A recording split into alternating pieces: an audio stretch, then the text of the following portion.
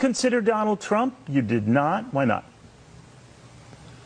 Well, I mean, if you look at just the facts and the body of work of both candidates and, both of them in their own words,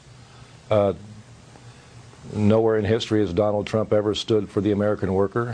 He stands against pretty much everything that we stand for. I had to look at a lot of things, and overall, we just had our contract fight with the big three, and our most successful contract in history. And President Biden stood there with us on the picket line. Unlike President Trump back in 19, when GM was on strike for 40 days, and he was completely non-existent and silent on the issue.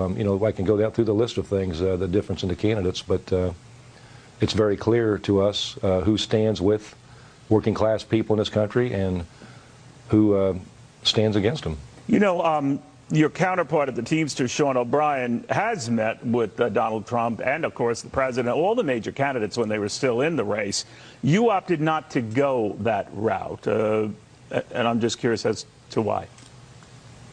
Well, you look at the body of work. I'm not going to speak for President O'Brien, but I will speak for the UAW. And sure.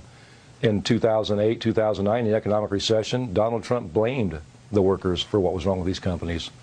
In 2015, he talked about doing a rotation of good-paying jobs in the Midwest, somewhere where they'd pay less and have people begging for their jobs back at lower wages.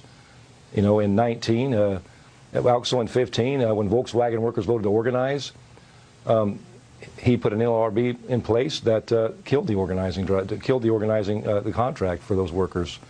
In 19, when he was president, he didn't support the strike. He told workers at Lordstown Assembly Plant, which was closing, don't sell your houses, and then he did nothing to support them.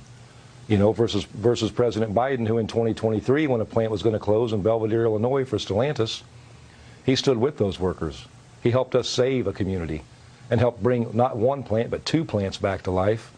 And he stood with our members on the picket line in our fight for economic justice.